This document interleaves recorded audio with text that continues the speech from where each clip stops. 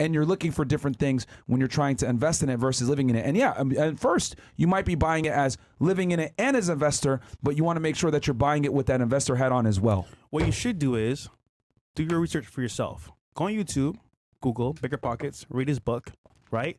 Learn about the terms and also the terminologies you need to learn in that space. So for example, multifamily investing, getting the loans. What's FHA? What's conventional? For example, how many doors do you need? How much is residential? How much is commercial? These terms that you want to know, ask the realtor, listen, man, this is what I want to do in the future. These are my plans. Can you help me? And he's going to tell you, hey, man, I need to do like residential, or I need to do commercial, or I need to do like single family.